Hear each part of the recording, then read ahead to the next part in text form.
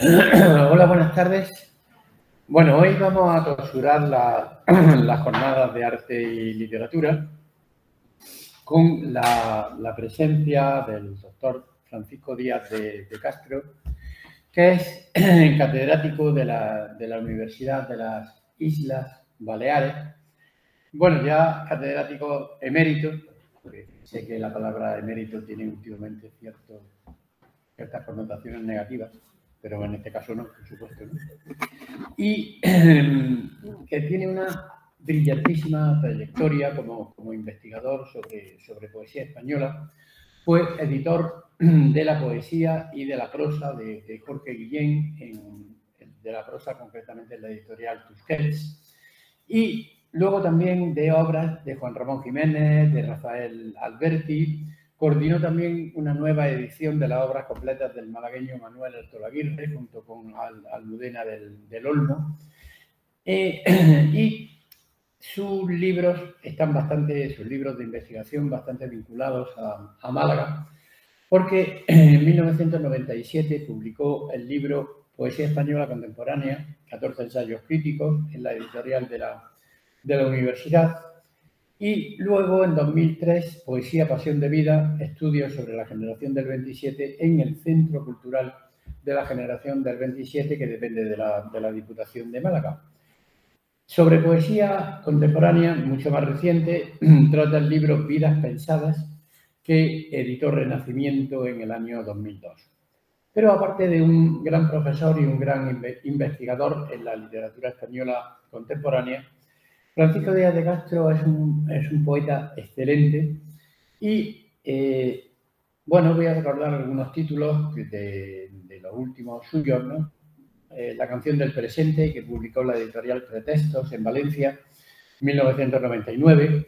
Hasta mañana mar, que fue Premio Internacional Ciudad de Melilla y que publicó Visor en el año 2004. O el muy reciente Vamos a perdernos, un libro muy inspirado por la música de jazz que ha publicado la colección Vandalia en Sevilla en el año 2020. Él tiene varias antologías ligadas también al territorio andaluz. Por ejemplo, Utilidad del humo salió en la colección Mayotte Amarillo de Granada, Sol de niebla en las 4 estaciones de Lucena, Material para nunca en Renacimiento en Sevilla, y también en esta editorial ha publicado toda su poesía completa con el título Cuestión de tiempo en el año 2017. Él va a hablarnos hoy de la éfrasis, es decir, la relación entre poesía e imagen, poesía y pintura, sobre todo, pero bueno, también puede ser en algunos casos pues, pintura y fotografía, a propósito de la obra de Juan Luis Panero, uno de los poetas más interesantes de los años 70 y 80 y 90 en lengua española. Y por mi parte, nada más que dejarle la palabra. Muy bien, pues muchas gracias, Antonio, y a Belén por invitarme a participar una vez más. ¿Se oye bien? A participar una vez más en estos cursos. Y estoy encantado de estar en Málaga, a pesar de que no es el clima habitual al que estoy acostumbrado.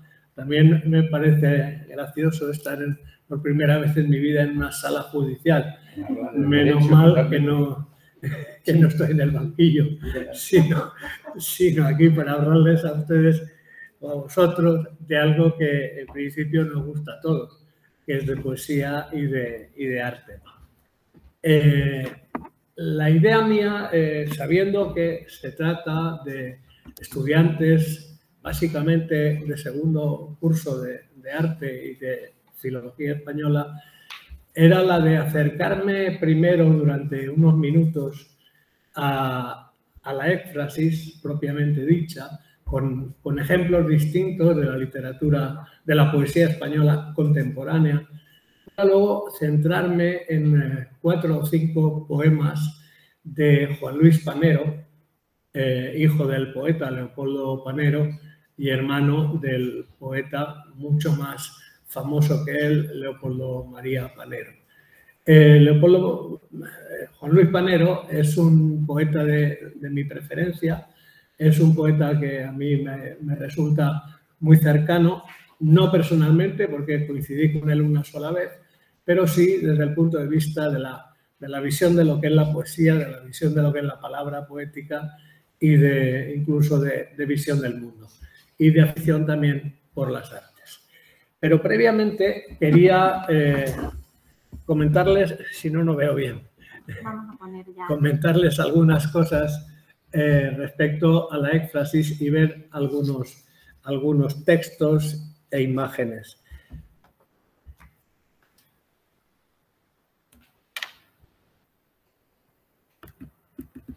Eso es. Muchas gracias, Belén. Perfecto. A ver, esto... A ver si sé pasarlo. Porque pasar no me pasa. Sí. ¿Ahora ya sí? Sí. Vale. Bueno, la verdad es que simplemente vamos a comentar durante unos breves minutos algunos aspectos que me parecen interesantes. Se dice que la primera éfrasis en la cultura occidental es la descripción del escudo de Aquiles en el canto 18 de la Ilíada.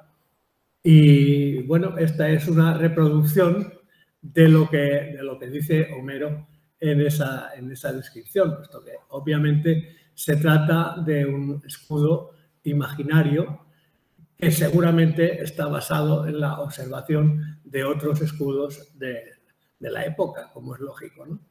Y de esta reproducción que no veis y que no se puede ver con detalle, ni falta que hace tampoco, lo que sí me interesaba señalar es que Homero no solo va describiendo una a una las casillas que forman este escudo, desde el centro hasta los lados, sino que en esa descripción lo que hace es narrar. Va inventándose las historias que suceden en cada una de esas casillas, calificándolas como, obviamente, como hazañas bélicas, por decirlo así, también como formas de comportamiento de los ciudadanos, las costumbres y formas de cultivar la tierra, por ejemplo, los bailes, etc. Sí, dedica 120 hexámetros a la descripción sencilla de este escudo de Aquiles. Con lo cual, ya podemos partir de una idea que me parece muy importante, que es la de que la éfrasis no es solo lo que se define como descripción en palabras de una obra de arte. Es mucho más. Es decir, la imagen de la que puede partir una creación literaria es una imagen que da juego para lo que quiera el escritor. Puede ser para contarnos una historia, puede ser para hablarnos de su intimidad propia, puede ser para reflexionar acerca de determinados personajes históricos, puede ser para simplemente divertirse en torno a una circunstancia más o menos concreta o para hablarnos del artista en particular. Voy a poner un ejemplo que quizá algunos ya conocen. No sé si en alguna clase habéis visto la éfrasis en el modernismo y principios del siglo XX, pero bueno, en cualquier caso, he puesto aquí esta imagen que espero que se vea bien y sobre todo espero que se lea bien.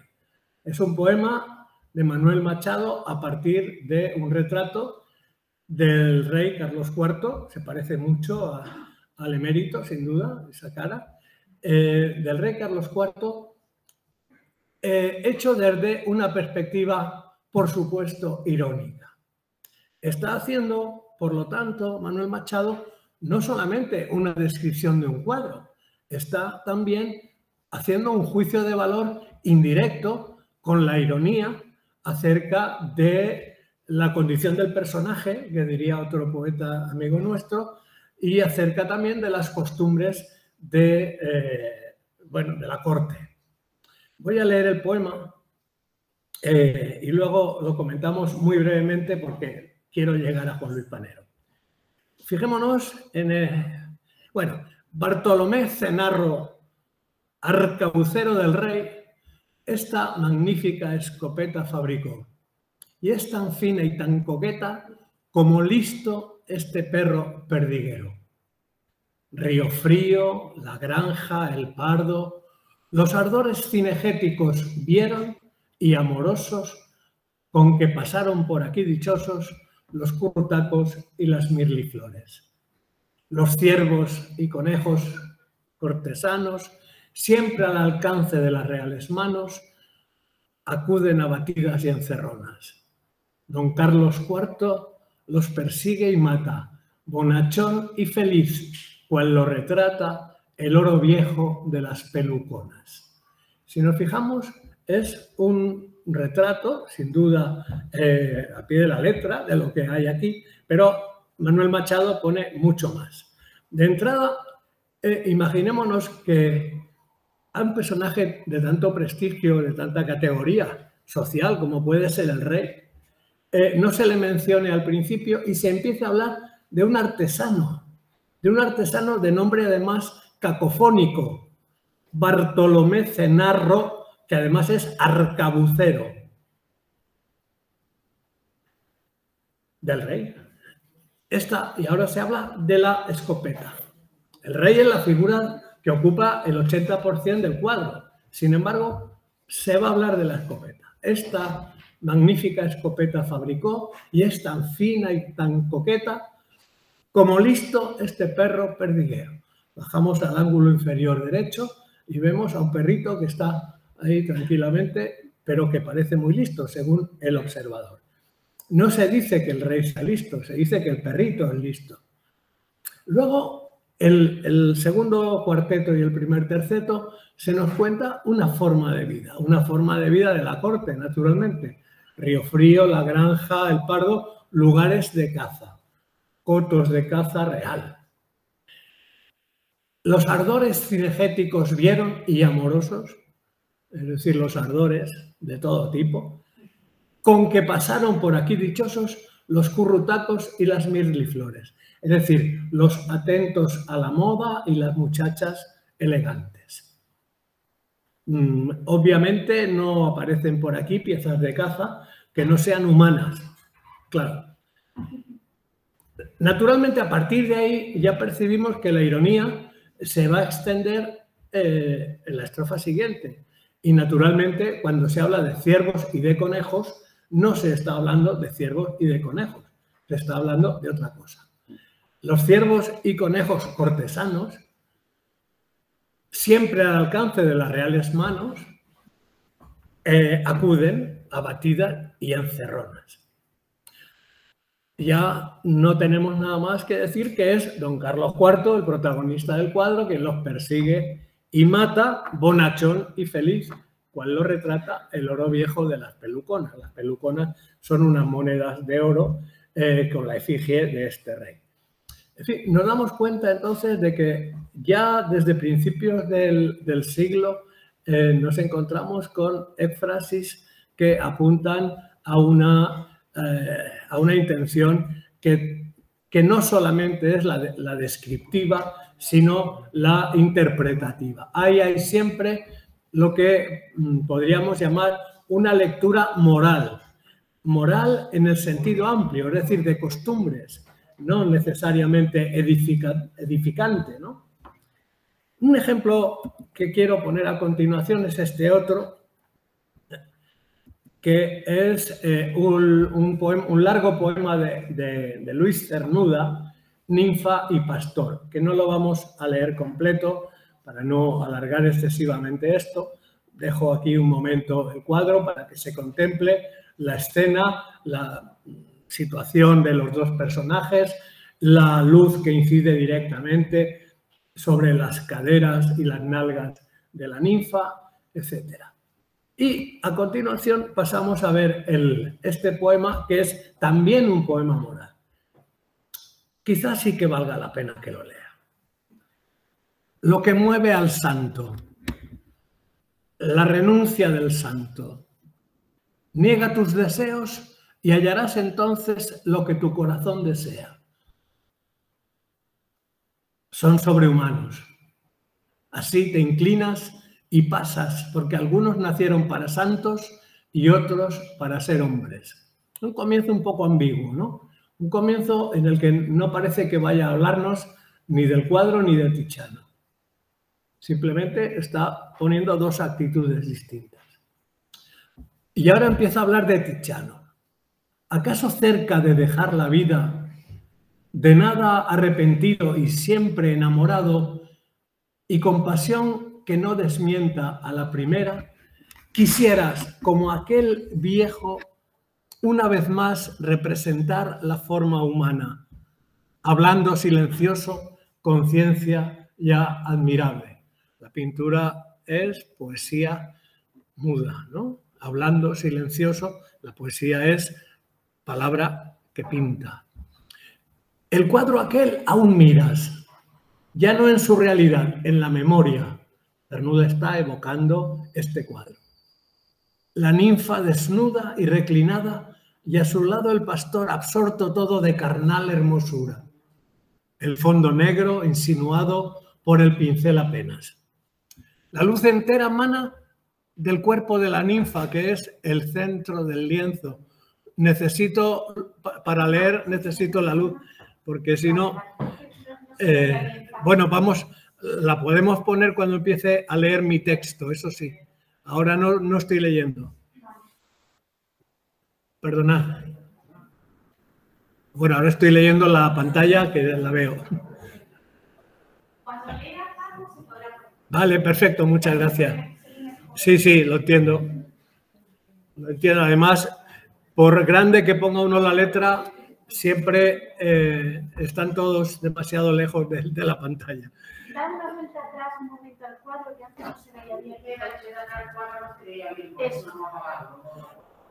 Ahí, para que se vea bien el cuadro y ahora ya pasa de nuevo. Sí, no es una reproducción excesivamente buena, desde luego, lo siento, pero bueno, aquí vemos la figura del pastor admirando la belleza de la ninfa, de cuyo cuerpo emana la luz, toda la luz del cuadro, irradia de ahí, el fondo apenas dibujado, ¿eh? Bueno, pues entonces continúo. La luz entera emana del cuerpo de la ninfa, que es el centro del lienzo, su razón y su gozo. La huella creadora fresca en él todavía, la huella de los dedos enamorados que bajo su caricia lo animaran con candor animal y con gracia terrestre. Desnuda y reclinada contemplamos esa curva adorable, base de su espalda, donde el pintor se demoró, usando con ternura diestra no el pincel, mas los dedos, con ahínco de amor y de trabajo, que son un solo acto, la cifra de una vida perfecta al acabar, igual que el sol a veces demora su esplendor cercano del ocaso. Y cuánto había amado, había vivido, había pintado cuando pintó ese cuerpo, cerca de los 100 años prodigiosos, mas su fervor humano, agradecido al mundo, inocente aún era en él, como en el mozo destinado a ser hombre solo y para siempre. Es un hermoso poema en el que, naturalmente, Luis Cernuda, ya en sus últimos años, en su último libro, escribiendo su último libro, se está encontrando en la descripción. Es decir, él escribe el cuadro, describe el amor con que Tiziano está pintando el cuadro, ha pintado el cuadro, y al mismo tiempo él se quiere identificar ahí. Se quiere identificar con eso, se está viendo a sí mismo también haciendo su obra con amor, como ha dicho que se hace con ahínco de amor y de trabajo, como dice en la penúltima estrofa, ¿no? Que son un solo acto. Es decir, está sublimando su actividad poética. Como vemos, no tiene absolutamente nada que ver una cosa con la otra. El cuadro que hemos visto antes y el poema con el poema y el cuadro que acabamos de ver ahora. Pasaré más por encima de algún otro ejemplo para que no se me escape el tiempo. Por ejemplo, sobre Antoine Watteau, sobre este cuadro tan conocido, El embarque para Cytherea, que bueno, es un tema que trata Baudelaire, que tratan los poetas modernistas hispanoamericanos. También lo tratan dos poetas, Jaime Gil de Viedma y Guillermo Carnero. En el caso de Jaime Gil de Viedma, este cuadro está en su cabeza cuando lo que está contándonos es una despedida de unos amigos de Mallorca. Es en realidad el embarque en el avión. El embarque en el avión y cómo va a echar de menos lo que fue su vida. De hecho, aquí no vamos a entretenernos demasiado en este poema. Aquí lo único que hace Gil de Viedma es poner un motivo pictórico, una ilustración de un cuadro que en el fondo es melancólico, porque en realidad del cuadro del que habla es de la versión esta en la cual los amantes que se han ido a la isla de Citeres a hacer el amor y a encontrarse allí, tienen que bajar hacia la barca que los está esperando para ya despedirse. En el fondo es una despedida. Gil de Viedma se está también despidiendo. Veámoslo rápidamente. Como la luz, la música tiene una calidad fosforescente y suave de sueño recordado. Cerca el mar y la noche tranquila, sobre el gran paseo le esperan, avivándole la rara y tenue sensación de estar que se siente en las islas y en los bares. De entrada ya, experiencia biográfica, ¿no? De vivir en la arena bajo el sol, son nobles esos cuerpos y capaces de hacer llorar de amor a una nube sin agua, en los que el beso deja un sabor de sal en la saliva, gusto de libertad que hace soñar y sobreexcita al extranjero. Como veis, el motivo lo que está diciendo tiene poco que ver, aunque se lo está imaginando en ese cuadro también, ¿no? Cuando vaya a dormir a solas y muy tarde, la nostalgia sucederá a la envidia y al deseo. Nostalgia de una edad del corazón y de otra edad del cuerpo, para de noche inventar en las playas el mundo de dos en dos. No solo desear, pero sentirse deseado también. Es ese sueño, el mismo sueño de su adolescencia, cada vez más remoto, porque le apremia en el tiempo y en amor, él lo sabe, aunque no tiene aún que dar dinero, tiene ya que dar inteligencia. Mañana por la noche, sin luna, sobre el mar, volando hacia su casa, irá con él la imagen de estos cuerpos dorados. Y en su imprecisa gracia sentirá que le inquieta un reproche doloroso y trivial como el recuerdo de una deuda olvidada. Fijémonos que aquí Gil de Viedma, obviamente en tercera persona, está hablando de sí mismo, está hablando de ese momento de la edad en que está escribiendo esos poemas, esos momentos en los que, siendo aún joven, ya se está despidiendo de la poesía. De hecho, parece como si se estuviera despidiendo ya de la aventura poética, ¿no? De ser el personaje poético. El cuadro, por supuesto, no da tanto de sí. Podría describirse de otra manera completamente diferente. Escribir formas, colores, gestos, hablar del rococó, etc. Sin embargo, no lo hace él, ni lo hace tampoco en un poema que sí, que no lo voy a leer, Guillermo Carnero, en el cual lo que hace es un monólogo dramático, poniéndose en lugar del personaje del cuadro. Simplemente hablar de la despedida de la vida, de la despedida del amor. Es decir, en ese sentido, la presencia de Jaime Gil es obvia, es evidente, pero al mismo tiempo el procedimiento de Guillermo Carnero ha sido diferente, ha sido hablar desde la persona del pintor, probablemente, o de un personaje que se inventa. pero debemos seguir para que el tiempo no se nos pase. También es muy característico de los poetas de la generación novísima de los 70, el propio Guillermo Carnero la encabeza, y también Leopoldo María Panero y Sarrión y Manuel Vázquez Montalbán, etc. Este juego con la pintura para ironizar acerca de los motivos que se correspondan. En este caso es una ironía bastante poco correcta sobre las mujeres. Tenemos aquí un cuadro que se presta mucho a jugar con eso, ¿no?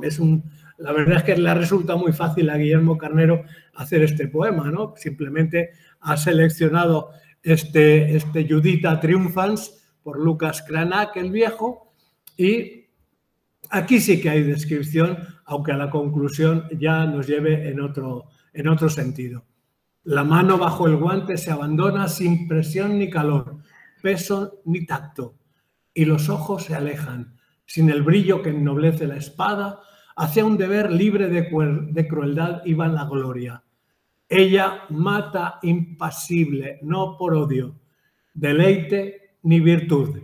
No sabe cuándo, dónde, a quién, cómo, por naturaleza.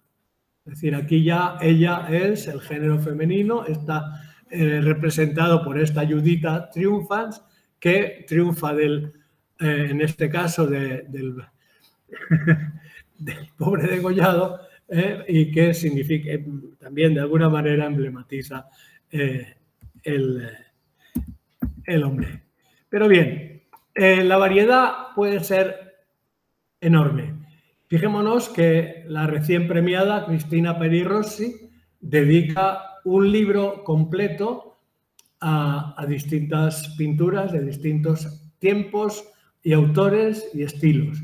Es un libro, además creo que todavía es asequible, está en el Bardo, el Lumen, perdón, y se llama Las musas inquietantes, un libro feminista, para mí un libro muy interesante, desde luego, sobre el que se puede dedicar un largo capítulo, pero no va a ser el caso. Quería tan solo mencionarla. Bueno, Martínez Sarrión, por ejemplo, dedica esta ironía sobre la escena representada en La Última Cena de Leonardo, o también dedica este otro cuadro, Clesinger, pieza de museo, en fin. Vamos a llegar, y ahora ya agradecería mucho que me dierais la luz, vamos a llegar a Juan Luis Panero para que el tiempo no se me haga excesivamente corto y a vosotros no se os haga demasiado pesado. Aquí voy a atenerme al texto precisamente para ceñirme al tiempo y también porque creo que va a ser mejor. Voy a empezar con unos versos de Juan Luis Panero, de una arte poética publicada en su libro Desapariciones y fracasos, que dice lo siguiente. Bueno, vamos a echar para atrás.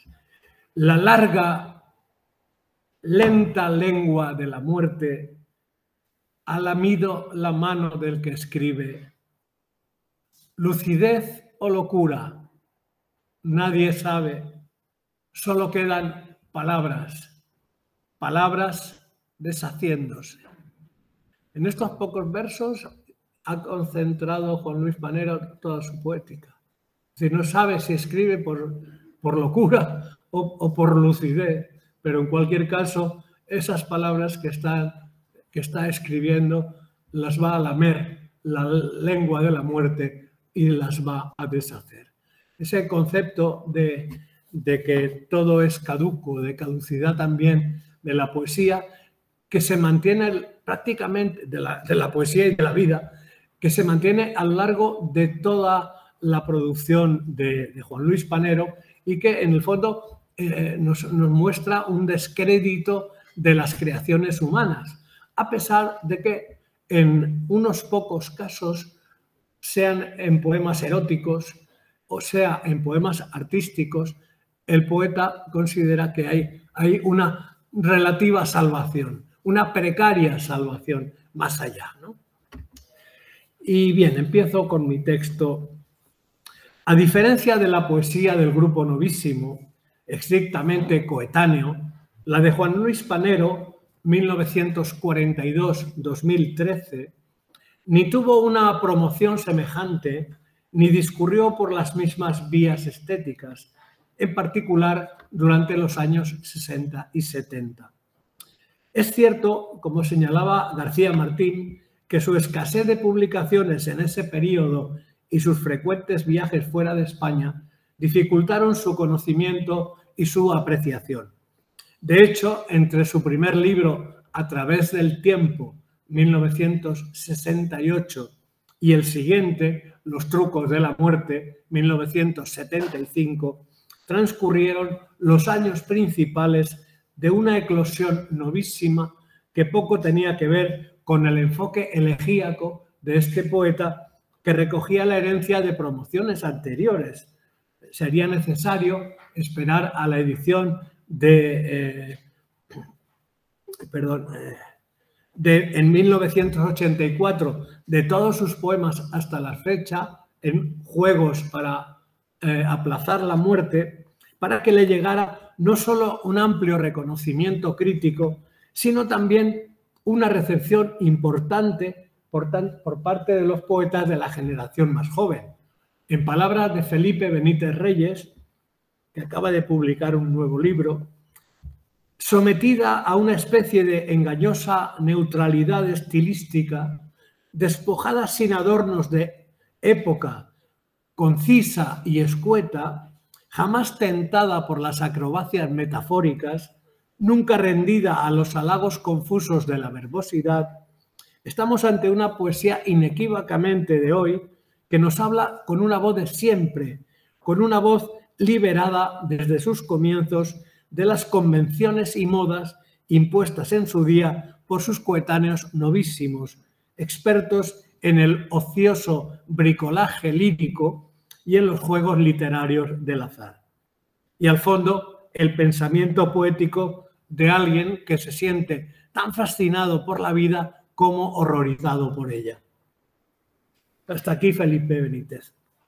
Sin embargo, a pesar de su escritura esencialmente más experiencial e intimista, deudora de Cernuda, Cavafis o Borges y de algunos poetas de los 50 como Francisco Brines, ya desde A través del tiempo, presidido por una cita de Ezra Pound, abundan las referencias culturales a escritores y pintores, al cine y a la música, además de las reflexiones metapoéticas. Es decir, estos son ingredientes de las poéticas novísimas también, ¿no? Pero no solo.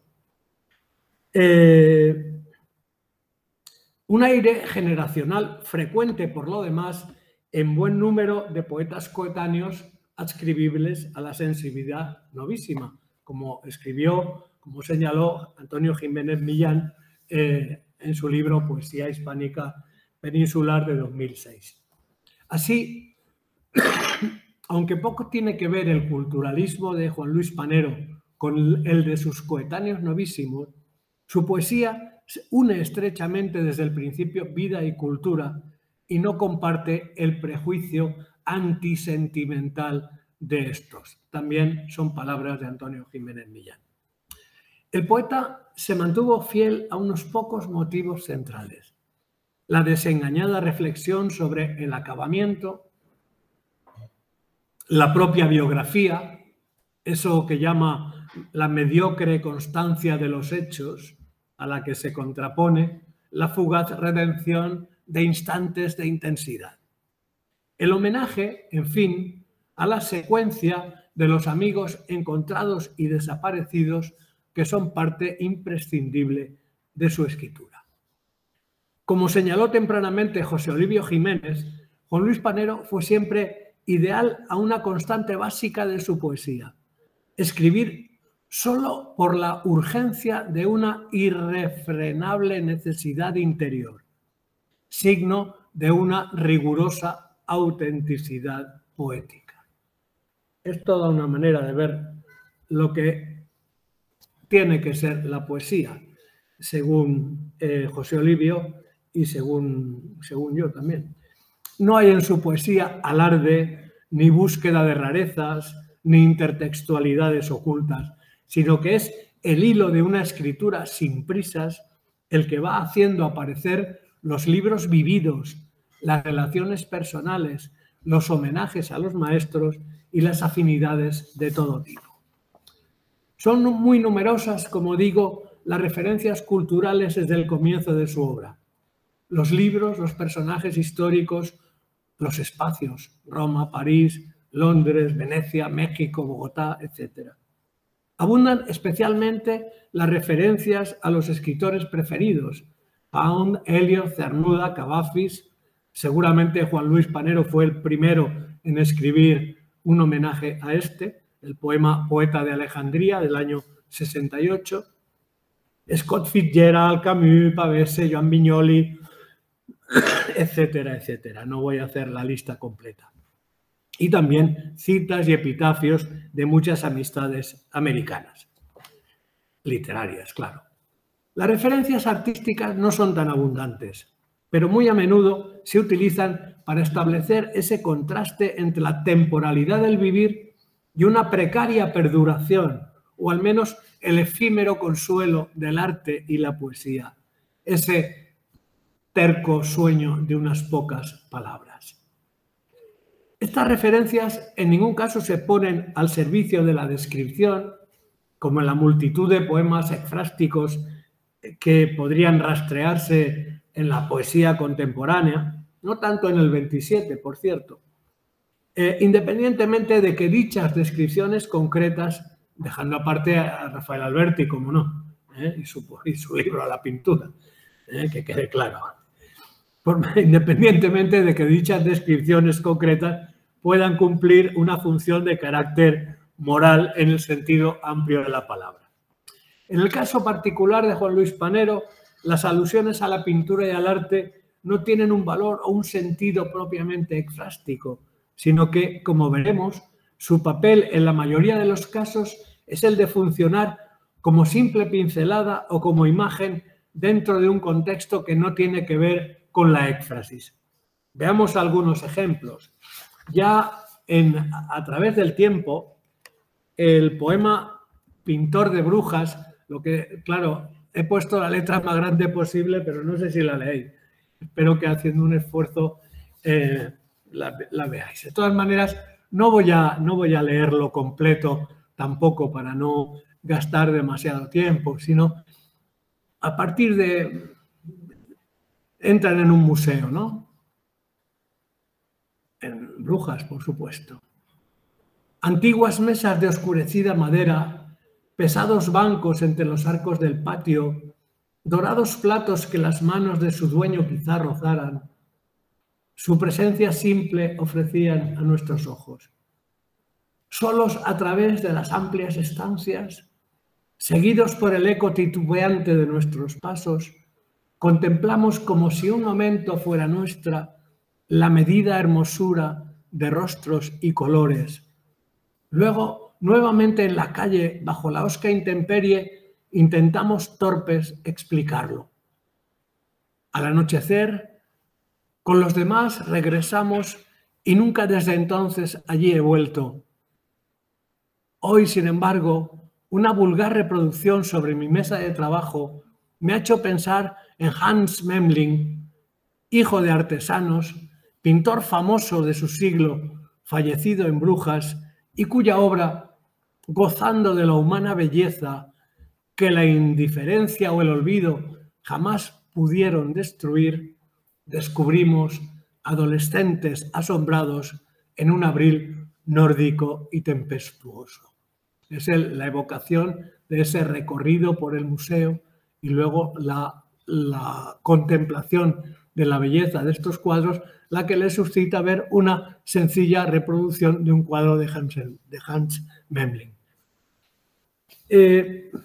Aquí el poeta en realidad está utilizando como como motivo de anécdota personal esa visita al museo a partir del hallazgo de una reproducción, de una simple reproducción de un cuadro, ¿no? Muy distinta es, y no he puesto ningún ejemplo, puesto que no hay una imagen concreta a la que se refiera, este poema. Es el poema Pequeña cabeza en bronce del libro Desapariciones y fracasos, en el que la figurita de una muchacha sonriente, ahora recuperada de la casa de la infancia, aporta el motivo plástico para desarrollar una reflexión melancólica acerca de lo efímero del tiempo, de lo que en toda la poesía de Panero significa el sinsentido y el fracaso de la existencia. Te recuerdo, pequeño objeto quieto, muchacha sonriente de bronce, en Madrid, tras los cristales de una vitrina, protegida por los viejos muros y los pesados muebles que amó mi niñez. En la casa de Manuel Silvela 8, que quise más que nada en el mundo y que ahora no es más que una fábula. Vi de nuevo tu rostro, el esplendor de tu sonrisa, donde el artista anónimo dejó un poco de vida, en horas abolidas de la brumosa adolescencia, en aquel comedor de la abuela Bernes, cuya presente ausencia aún me acompaña. Fuiste después cosa a medias perdida entre libros en el despacho de mi padre, y en ausencias y viajes te fui poco a poco olvidando. Y hoy, sin esperarlo, después de tanto tiempo, alguien te ha traído de España regalo de mi madre, pequeña sombra de nostalgia. Puesta sobre la chimenea de este piso desierto, contemplas su amplia extensión de fantasmas, el cielo nuboso de Bogotá, los árboles golpeados por el viento, las sombras de la noche cayendo y el deshacerse del hielo en el vaso. Y frente al tenaz trabajo de los años, frente al lamentable desastre de vivir y de morir, tu pequeña materia secreta me sigue sonriendo. Esta noche un perdido reflejo a la memoria. Como todos los hombres, no sé dónde ni cuándo encontraré la muerte, o mejor al revés, me encontrará la muerte para acabar este absurdo paseo. Pero me gustaría, ya sé que es solo un sueño, que tú estuvieses cerca con tu suave sonrisa, recordándome la mezquindad de nuestra historia y ese frágil encanto de algunas pocas cosas, su efímera belleza, eterna, sin embargo. En el más íntimo y último de todos mis fracasos, que tu serena sonrisa me señale lo que en la vida hay de bello y para nada, que de alguna manera venzas así el paso atroz del tiempo. Yo no sé si os gusta o no este poema, pero a mí me parece una verdadera maravilla, reflexiva, a propósito de la propia biografía, está hasta las señas de Madrid, hasta el viaje a Bogotá, etc. Y al mismo tiempo hay esa presencia sutil pero constante de la sonrisa de una pequeña figurita de bronce, ¿no? Esa capacidad, esa sensibilidad de Juan Luis Panero para hacer que nosotros estemos imaginando una estatuilla de bronce sonriente. No la he puesto, pero creo que la habéis imaginado, si habéis estado siguiendo un poco las palabras del poema. Y esa es el rincón último de la éfrasis, ¿no? Hacer imaginar una obra de arte que no tenemos delante y que apenas se sonríe. Y que apenas se describe, solo sonríe. En ese sentido me parece un poema magistral. Puede gustarnos o no. Claro, aquí hacemos un cambio muy brusco, pero no queda más remedio. Antes, sin embargo, de llegar a Antonio Saura, y os dejo con este horror de manchas, ¿no? Habría que decir que encontramos también en toda la poesía de Panero bastantes menciones aisladas para embellecer o ilustrar al paso una instantánea. Por ejemplo, Piazza Navona, Velázquez, dice de Velázquez, luz de Sevilla o Roma, que reveló Velázquez y que encuentro cercada claridad de las meninas en esta plaza una tarde final de octubre. Y Velázquez sirve eso de mención cromática que nos ilumina el poema, claro. O Klimt en el bar del hotel de la Rue de Beaux-Arts en París, ¿no? En este bar donde todo tiene un aire de suave decadencia, de barroco vienés de Gustav Klimt. Y ha puesto el toque visual, ¿no? Los de Vermeer, Géricault, David, Constable o las naturalezas muertas de Zurbarán, por ejemplo. Y cito los versos: como en un bodegón de Zurbarán, la naturaleza muerta, la naturaleza eterna. Me dejo vivir ya sin preguntas, mientras el humo del cigarrillo dibuja todos mis rostros, el que fui, el que soy, el que seré en el frágil y caprichoso tiempo. Esas adjetivaciones que nos recuerdan tanto a Borges, por otro lado, ¿no? Continuemos. Sin duda, como puede verse en estas muestras, la mención descriptiva apenas cumple otra función que la ya señalada de ilustrar una sensación visual o todo lo más, como en el caso de esta última citada, de establecer un desolado sentimiento común a los propios poemas que las naturalezas muertas, ya del barroco o contemporáneas, en el caso de Giorgio Morandi, propician en un sentido existencial. A este tipo de reflexión apunta también en Los viajes sin fin el poema Arañada sombra, Antonio Saura, en el que a una evocación parisina se superpone el homenaje a la pintura de Antonio Saura, del conjunto de cuyo expresionismo abstracto, tan familiar a la obra del holandés norteamericano Willem de Kooning, selecciona Panero rasgos característicos para desarrollar una vez más en nueva variación poética la propia visión descarnada, insurrecta y amarga de la existencia y de la muerte. Ese mismo trazar unos signos para borrar la nada, con que resume su visión de la pintura de Saura y de su propia escritura. Arañada sombra. Arañada sombra de París y el Sena, gritos de rebeldía, caricaturas de la rebelión, quedan marcas azules, grises, como el agua en la orilla, plumas de palomas en el aire vacío. Trazar unos signos para borrar la nada, construir desde la noche un día atroz pero real, las largas cabelleras de la calavera, amarga memoria de la juventud, un remoto verano, soñadas lápidas sonámbulas. Naturalmente no se describe ningún cuadro de Antonio Saura, sin embargo esa estética tan característica de Saura nos está dando la pauta de estos versos en los que una vez más Juan Luis Panero vuelve sobre la consideración de lo que es la vida. Antes de su vida, al menos. Antes de comenzar con los poemas sobre arte de Antes que llegue la noche, quiero mencionar especialmente otro poema del último libro de Panero, Enigmas y despedidas, publicado en 1999, porque muestra la continuidad y la importancia de su admiración por Giorgio Morandi. Se trata de Palabras y colores.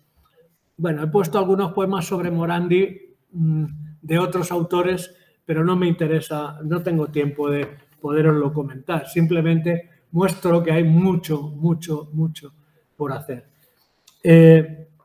Muestra la continuidad y la importancia de su admiración por Giorgio Morandi.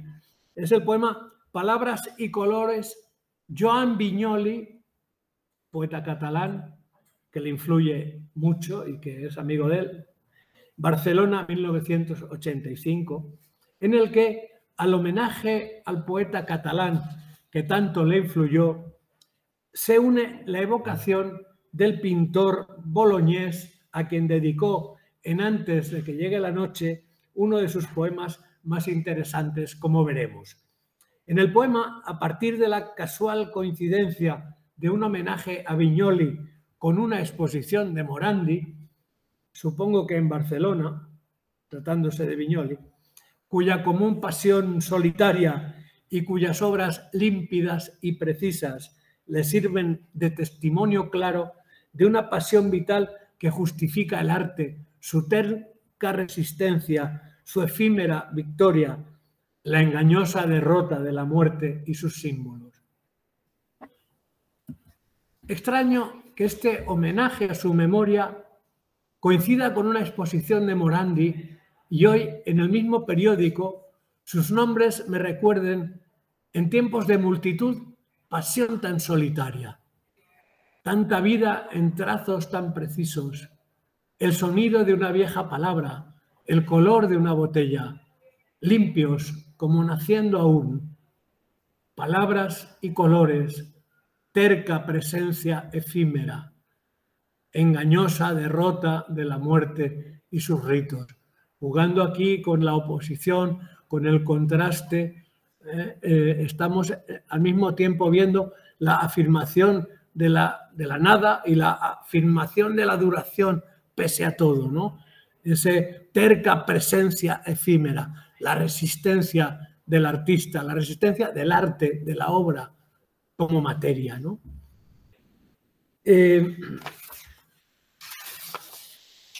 Ya entrando en los poemas correspondientes de Antes que llegue la noche, en este libro Juan Luis Panero incluye 4 poemas sobre arte y artistas. El libro está dividido en 5 breves secciones que distribuyen orgánicamente poemas escritos a lo largo de los años 60 y primeros 80, encabezados por una cita de Cavafis que acentúa el tono oscuro de un libro que de nuevo reúne vida y literatura como temas de cada una de sus partes. Voy a saltarme algunas referencias de corte exclusivamente literario para llegar a la referencia a Giorgio Morandi, que continuamos teniendo delante. Simplemente lo vuelvo a pasar para recordarlo un poco. Juan Luis Panero declara en sus memorias su devoción por la pintura de Giorgio Morandi, 1890-1964, cuya obra descubrió en 1971 en la Phillips Collection de Nueva York. En la Phillips, dice, descubrí a un pintor que ha sido fundamental no solo de la pintura, sino también de la poesía, al menos de mi poesía. Me refiero a Giorgio Morandi. Es muy significativo que el reconocimiento de la obra del pintor boloñés resultara tan importante para Panero. Sin duda, una de las razones de su admiración decisiva por la pintura de Morandi, una pintura centrada sobre todo en bodegones muy similares entre sí, misteriosa y silenciosamente metafísica y basada en variaciones sobre un mismo tema, fue la sintonía, si no tonal, sí temática, con la escritura del poeta. Una escritura, como se ha dicho a menudo y el propio poeta reconoce, cuyas entregas componen sucesivos capítulos y variaciones de un mismo libro. En Sin rumbo cierto, sus memorias conversadas, expresaba sus preferencias por Morandi a partir del recuerdo de sendas exposiciones en Barcelona y París en 1992. Esta exposición de la Caixa y luego otra en París me permitieron conocerlo en su plenitud. Ahora mismo lo tienen en Madrid, o sea que también lo pueden ver, lo podéis ver si vais. Encontrarme de repente con tantos cuadros de una aparente monotonía que nunca es monótona, ante un artista que pintó siempre el mismo cuadro y siempre distinto, me reveló un mundo muy cercano a mis ideas sobre la poesía. Variaciones, no repeticiones. Trabajar en una misma atmósfera e ir perfeccionándola y enriqueciéndola. Si tuviese dinero, del único pintor contemporáneo que me compraría un cuadro para tenerlo en casa sería de Morandi. Me gusta mucho la pintura cubista de Juan Gris o la obra de Bacon, pero no tendría un cuadro de este último en casa. Me abrumaría demasiado. El principal legado de la pintura de Giorgio Morandi lo componen las innumerables variaciones sobre un único tema, silenciosas naturalezas muertas, en las que aparecen una vez y otra vez humildes objetos cotidianos, presentados en un plano horizontal sobre la mesa, a la altura del ojo, ligeramente desde arriba, con las señales mínimas de volumen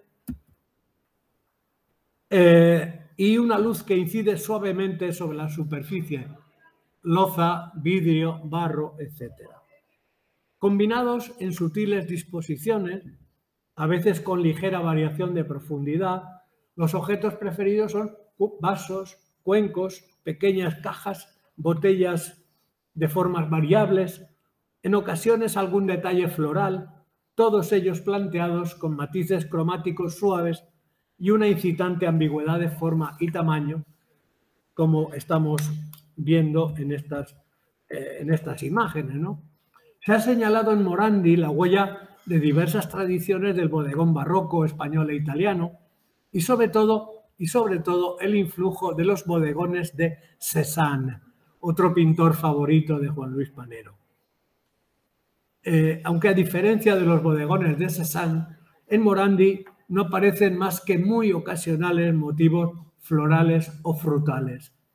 Entre figuración y abstracción, las líneas que difuminan los límites de los objetos entre sí crean una sugerencia de intemporalidad que se deriva de sus objetos cotidianos, pero despersonalizados, y una sensualidad ligeramente melancólica. Se desprende de todos ellos la atención exclusiva a los valores de la pintura y de la composición. Ceniza Eterna concentra en una descripción directa y unitaria la esencia visual de los bodegones de Morandi, sus atributos característicos dentro de las variaciones sutiles de sus cuadros. Música silenciosa del color, rumor del pincel y la tela, símbolo simple, secreto azul y gris. El tiempo pasa pero no hiere, parece suave en los contornos, detenido en las formas, reflejos donde la realidad se sueña, inventada luz, por eso más intensa. Miles de ojos y una sola mirada para pintar esta botella, depurar un blanco de esa loza, desnudar transparente, luz cálida, fulgor acariciado, el vidrio, el mantel, la madera, las frágiles flores, para soñar distinta y única, repetida y común, esta materia eterna, sus huellas de espuma, su pálida ceniza. A pesar de los elementos comunes a las naturalezas muertas de Morandi, el azul y el gris, los contornos, las formas, botellas, loza, vidrio, etc., la descripción de Panero, que esta es la más ekphrástica prácticamente de todas, intenta, a partir de la sugerencia visual de la imagen, interpreta a partir de la sugerencia visual de la imagen. Ya el título, Ceniza Eterna, establece una incierta contradicción, la perduración de la ceniza del residuo muerto de la materia, que sin embargo, al final del poema, en el verso 12º, se presenta como materia eterna, cuyas implicaciones veremos. Por otra parte, resulta interesante la coincidencia del título, Ceniza Eterna, con el comentario del pintor Francis Bacon en un libro de entrevistas muy importante, hecho por David Sylvester, respecto a sus procedimientos pictóricos y su uso de la ceniza como material. Dice, bueno, el polvo parece ser eterno, parece ser la única cosa que dura para siempre. Fijémonos que cerca están en sensibilidad a este respecto dos pintores tan radicalmente opuestos y diferentes, ¿no? El título, por lo tanto, nos sitúa en el terreno de una significación inestable que orienta toda la lectura de los versos y que, como en el poema antes citado, Palabras y colores, establece el placer lenitivo y sereno de la contemplación de estos cuadros sencillos, al tiempo que recupera la atmósfera desengañada de toda la poesía paneriana para insertar ese gozo estético en ella. Algo es algo. Palabras y colores, terca belleza efímera, dice, engañosa derrota de la muerte y sus símbolos. La pura belleza de formas y colores, limpios, como naciendo aún, se plantea en ceniza eterna desde la misma sencillez y limpieza de lo pintado, en imágenes sinestésicas como música silenciosa del color, rumor del pincel y la tela, símbolo simple, secreto azul y gris, etc. La adjetivación aquí aporta misterio y trascendencia a la descripción. La música silenciosa, el color secreto. Las palabras así dispuestas apuntan a una realidad pura, trascendida, sobre la que, como dicen los versos 5 y 6, el tiempo pasa pero no hiere, parece flotar suave en los contornos, detenido en las formas. La introducción de una tal perspectiva temporal evidencia el contraste, el desajuste entre la percepción de la belleza depurada, casi ajena al espacio y al tiempo, que el poeta ve en la pintura de Morandi, y esa otra conciencia del tiempo existencial que sí hiere y destruye, básica en toda su obra, ya desde los títulos de sus libros. Fijémonos, a través del tiempo, desapariciones y fracasos, antes que llegue la noche, juegos para aplazar la muerte, etcétera, ¿no? La mirada y el acto de pintar, depurar el blanco, desnudar transparente piel cálida, fulgor acariciado, los ve Panero como una liberación de la angustia momentánea, por supuesto, de la angustia del tiempo, como la invención de una mirada material, duradera y consoladora.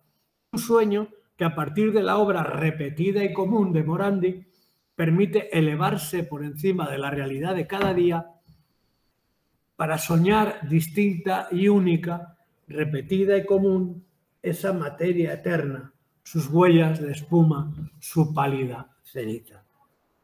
Como en el poema Palabras y colores, Panero insiste en lo efímero de su presencia, en los inevitables ritos de la muerte, para establecer ese precario territorio aparte del propio, terco e inútil oficio de las palabras, y ahora de la breve sensación de plenitud en vilo ante los cuadros de Morandi, como antes al evocar a Velázquez o a Zurbarán, ¿no? Semejante a las evocaciones felices de fiestas del pasado, de intensos instantes de erotismo, de contemplación de determinados escenarios amados que se recuperan en las distintas secciones del libro. Bien diferentes tonos unen los tres poemas que componen la sección Tres testigos, la cuarta sección del libro Antes que llegue la noche, todos ellos planteados desde una forma distinta de elocución, con sintaxis entrecortada, sin puntuación y organizados en una especie de neovanguardista acumulación caótica de rasgos descriptivos y sugerencias simbólicas. Son tres poemas excepcionalmente, estilísticamente excepcionales en su obra y que corresponden, según Panero, a un libro fallido y al ensayo de otro tipo de escritura, siempre en una atmósfera similar a la del resto de su poesía. Con ese título común de Tres testigos, Panero los sitúa y se sitúa desde el terreno del arte y la poesía ante una percepción de la realidad contemporánea en la que es el común desengaño, el desajuste intelectual ante la consideración del tiempo y los individuos, el propio sentimiento del absurdo y la inutilidad del arte, que sin embargo se lucha tercamente por materializar, lo que crea la tensión expresiva de su testimonio personal, al tiempo que envuelve a esos tres testigos en una misma atmósfera de dolor y rabia, de inutilidad y acabamiento.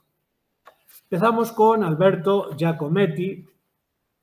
El primero de estos tres poemas es el que a él se le dedica, Alberto Giacometti, 1901-1966, que en el conjunto de su escritura y su obra gráfica, y a partir de sus primeras especulaciones de corte surrealista, desemboca a partir de la década del 40 en un universo formal protagonizado básicamente por muy estilizados retratos y figuras aisladas o en grupo que logran su expresión por medios mínimos.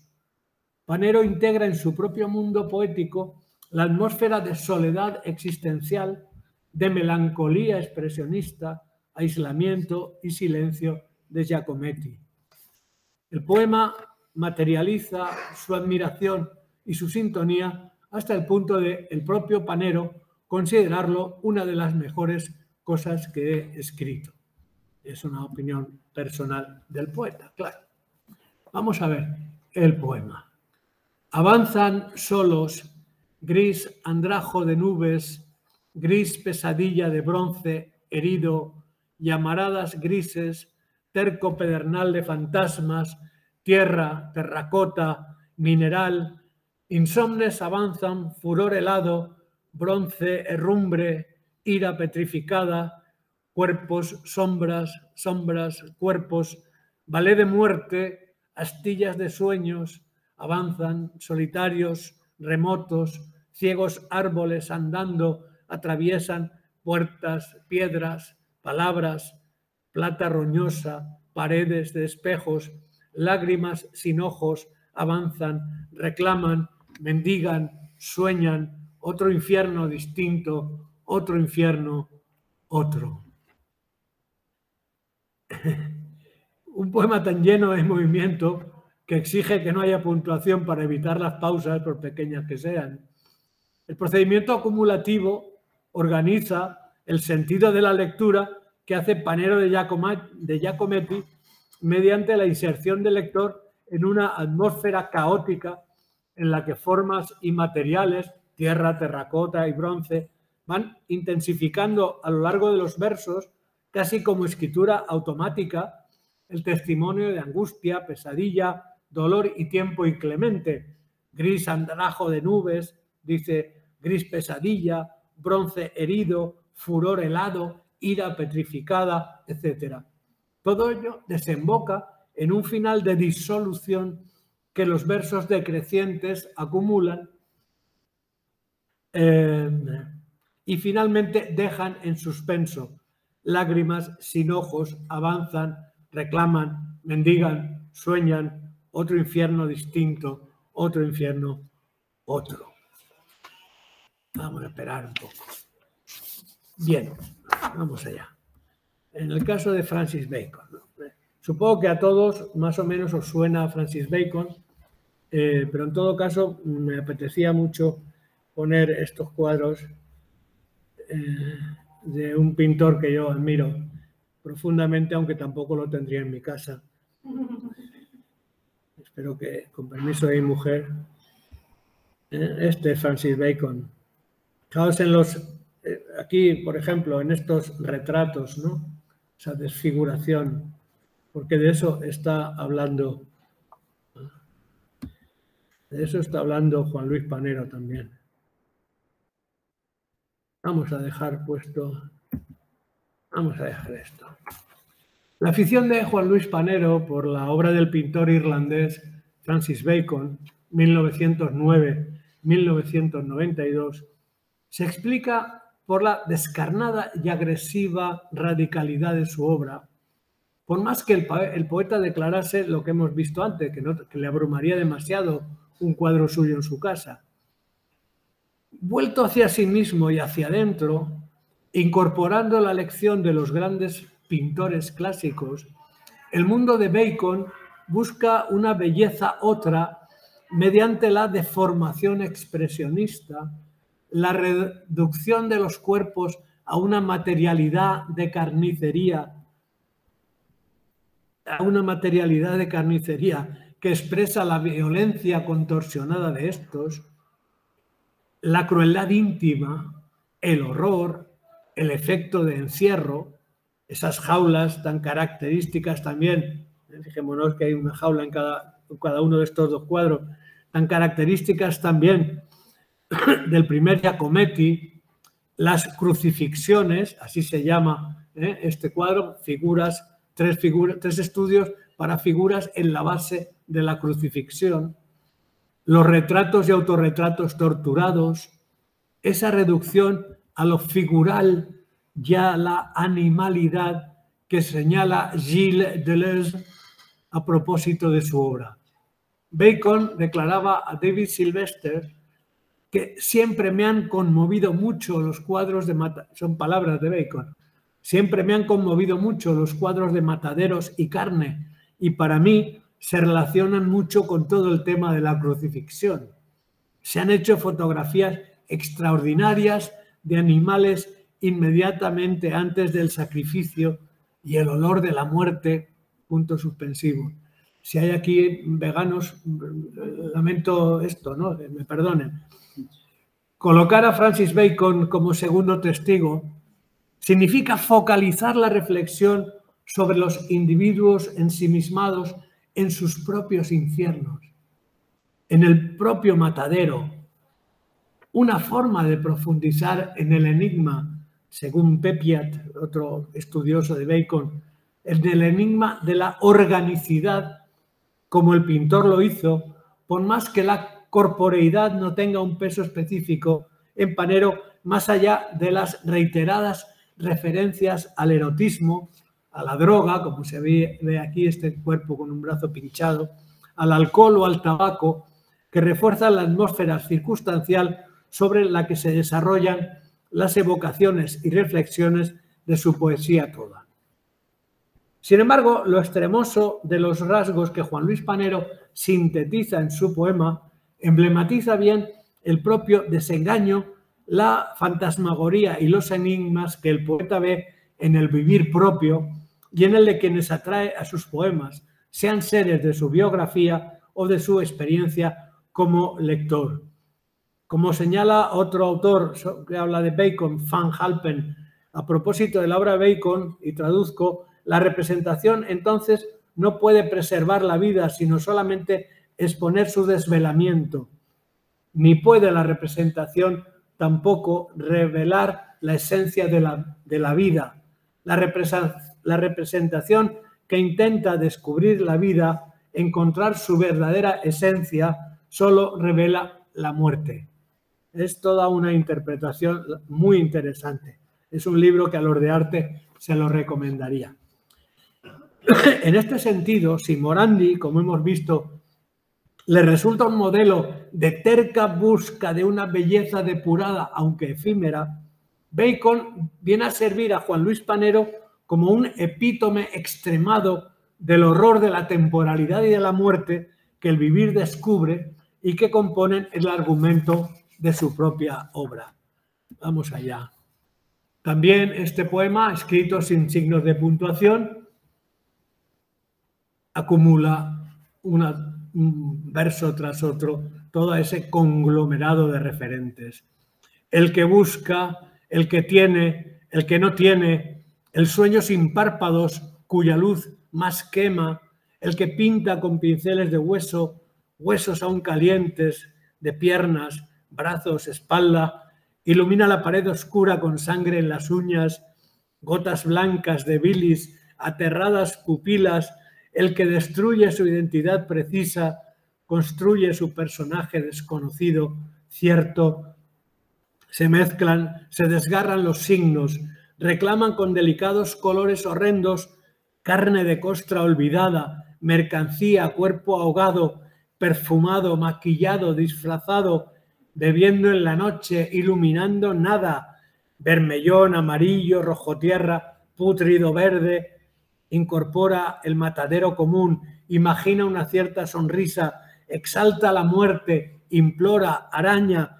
desesperadamente, labios, dientes, sílabas, lengua, apestan, afirman el nombre del que no tiene nombre. Los rasgos ekfrásticos son algo más minuciosos en este poema y concentran una variedad de signos que remiten a las constantes de la obra del pintor irlandés.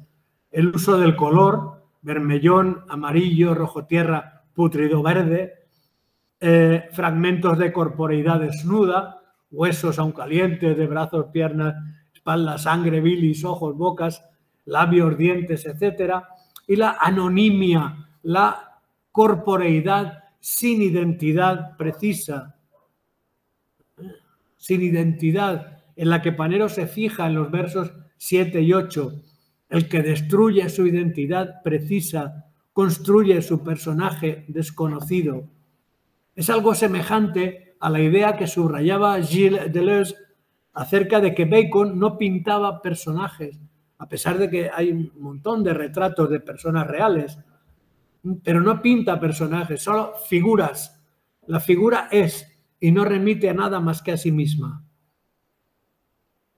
Algo que, por otra parte, se inscribe en el título del libro que he mencionado antes de Van Alpen, que es Francis Bacon and the Loss of Self, y la pérdida de la identidad, del ser, ¿no? Oportunamente, bueno, salto un trozo para no alargar. El flujo de palabras con que ha organizado Panero su poema no es tan azaroso como puede parecer en su acumulación. Al contrario, se va disponiendo con su propia lógica a lo largo del texto y a partir de elementos significativos de las pinturas de Francis Bacon, la carne, el terror de las pupilas, esos dientes característicos, esas bocas que gritan, etc. Un proceso que describe en su globalidad significativa el trabajo del pintor, quien pinta con pinceles de hueso e ilumina la pared oscura con sangre en las uñas, construye su personaje desconocido e incorpora al matadero común. Una expresión esta que cifra la visión de la muerte universal en la que ya no existe identidad. Labios, dientes, sílabas, lengua, apestan, afirman el nombre del que no tiene nombre. Pasando a Marcel Duchamp, en otro orden de cosas, también resulta muy interesante esta transgresión absoluta de las primeras vanguardias, en las que Marcel Duchamp es uno de los principales, ¿no? Como plantar un urinario, una rueda clavada en una silla como objetos artísticos, o ya en esa línea de descomposición de los cuerpos, ese desnudo bajando una escalera o esa Dulcinea tan interesante.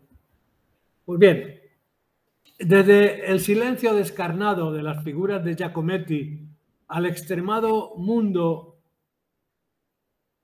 de instinto, brutalidad y horror que testimonia la obra de Francis Bacon, el tercer poema y el último desemboca, y con ello voy terminando, en el testimonio de la inutilidad última del arte, insisto, una vez más, que Juan Luis Panero encuentra también en el mundo de Marcel Duchamp. La nada que se repite 27 veces en los 19 versos del texto y con cuya redundante insistencia el poeta rubrica su sintonía y su homenaje. Marcel Duchamp. Un cristal, una silla, nada. Una máquina inútil, nada. Los bigotes de la Gioconda, una gota de semen, nada. Un ladrillo, un reloj, nada. Dos pájaros ardiendo, una sombra, nada. Un armario, un pecho de mujer, nada. La desnuda mujer, colores, nada. Nada, humo congelado, una calle, nada. Destrucción más precisa de las líneas, nada. Gestos, espectros de agua, desalojados objetos, nada. línea afilada de cuchillo, nada, ignoradas fotografías de la muerte, nada, geometría de dolor sin huellas de sangre, nada, un lavabo, un dedo con sortija, nada, un espejo refleja otro espejo que refleja otro espejo, nada, nada, no hay palabras, materia, nada, nada escrito, no hay signos, nada, nada, nada, silencio, blanco, sin fin, nada, nada, nada, nada, nada, nada, nada. El abandono de la pintura en 1923, que llevó a Duchamp a una activa inacción creativa, apenas interrumpida por una buena cantidad de escritos dispersos, recogidos hace poco, en 2012, en un volumen, y por un puñado de intrigantes obras posteriores tan inacabadas como importantes como estas dos, La mariée mise à nu par ses célibataires, es decir, la casada desnudada por sus solteros, o Le Grand Verre, esto es un cristal, se puede ver por los dos lados, hecho entre 1915 y 1923, o Étant donné même, étant donné la chute d'eau, le gaz de l'éclairage, que es una instalación muy curiosa, con a través de dos agujeros en una puerta vieja se ve este cuadro que hay justo detrás, etcétera, ¿no? Da pie a un poema que resulta emblemático como cierre sarcástico del breve capítulo testimonial en que se integra. Panero enumera a lo largo del texto diversos cuadros y ready-mades de Duchamp. Recordemos estos, por ejemplo, que son, junto con el retrato de la Gioconda con bigotes pintados, los más famosos de Duchamp. Estos no lo son tanto. Bueno, el desnudo descendiendo... Son anteriores. Son anteriores, claro, son de la época anterior. Da pie... Perdón. Esos ready-mades de Duchamp, tras cada uno de los cuales la palabra nada va vaciando de sentido cada mención referencial hasta abocar a los dos versos finales que, como una borradura, así podríamos llamarlos, ¿no? Que como una borradura insistente van remitiendo al silencio semiótico cada una de las imágenes, al mismo tiempo que a partir del verso 9 van aumentando los términos, y ya termino, con los que Panero califica e interpreta en su provecho, claro. Destrucción más precisa de las líneas, nada. Desolados objetos, nada. Ignoradas fotografías de la muerte, nada. Geometría de dolor. Un espejo refleja otro espejo que refleja otro espejo, nada. La conclusión pasa de las imágenes visuales al lenguaje, la palabra que se va borrando también, como el color, hasta desembocar en el blanco, en el silencio, en la redundancia de la nada. Nada, no hay palabras, materia, nada, nada escrito, no hay signos, nada, nada, nada, silencio, blanco sin fin, nada, nada, nada, nada, nada, nada. Pocas palabras, por lo demás, tan reiteradas en la poesía de Juan Luis Panero como la palabra nada, aplicada a tantas facetas del vivir y del hacer, la nada y sus espejos. La ambigüedad que propone este poema, con su expresión acumulativa e insistente, nos aparta, en cierto modo, de la realidad biográfica de Duchamp, explicitada a menudo en diversas entrevistas y ampliamente documentada en la magna biografía de Tomkins, que se ha traducido al español hace muy poco, consistente, y así vivía, en una característica ociosidad que, si no le procuró dinero, le permitió reflexionar abundantemente sobre el arte, como muestra la gran cantidad de notas y diagramas recogidos en sus escritos, y, desde su escepticismo tranquilo, dedicarse a colaborar en la organización de exposiciones y eventos artísticos de amigos y conocidos. Viene esto a colación de que, en mi lectura del poema, lo que parece importarle a Juan Luis Panero es, sobre todo, la constancia el tiempo que mata el sentido de la creación artística, que envejece lo que en un tiempo pudo ser renovación y sorpresa, es decir, la vanguardia, es decir, que toda actividad creadora acaba siendo juegos para aplazar la muerte, la lograda acuñación de Joan Vinyoli que Panero utilizó en 1984 como título de su primera recopilación de poemas, La nada y sus espejos.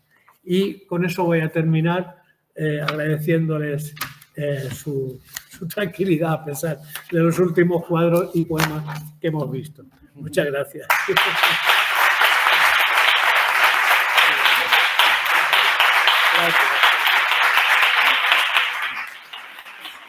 Muy bien.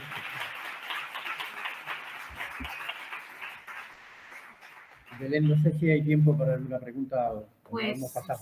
estamos on time, pero bueno, si hay alguna rápida. Hemos empezado el cuarto, ¿eh? Sí, sí. Yo he hablado 1 hora y 4. Como prometí.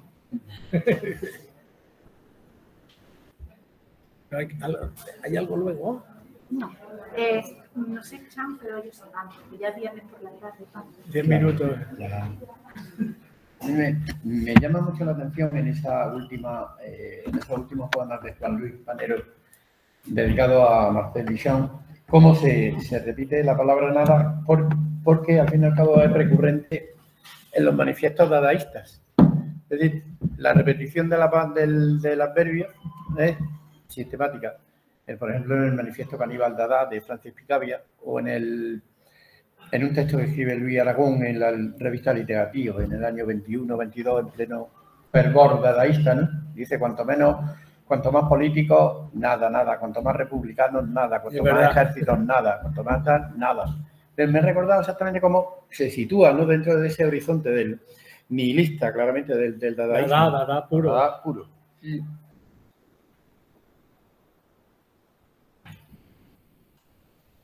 ¿Alguna pregunta que queráis hacer? ¿Comentario? O ganar de irse ya para casa, que hace frío. Belén. Ah, sí. Los 4 poemas estaban insertos dentro de qué libros. ¿Qué último problema que se hace? En Antes que llegue la noche del 85. ¿Perdón? Antes que llegue la noche del 85. Pero están escritos antes en Bogotá y los pensaba integrar en otro libro que al final no publicó. Belén, ¿tú quieres decir algo? Bueno, yo simplemente agradecer a Paz por su presencia hoy aquí, en esta jornada, clausurándola. Yo siempre agradezco porque espero que palabras que hemos estado trabajando en clase, todavía ellos no han dado vanguardia ni contemporánea, ¿verdad?, que en el segundo semestre con Antonio, lo de arte. Pero bueno, yo creo que extra sí, ya es algo que tenemos que tener entre manos, ¿no? Nacemos con Siglo de Oro, ¿no? Empezamos con Siglo de Oro y Antonio sigue en el segundo semestre con vanguardia y contemporánea, ¿no? Entonces, bueno, que algunos de los elementos que hemos visto hoy a través de la exposición del profesor de Castro, pues realmente nos suenen, ¿no? Que yo creo que eso también para aprender es importante.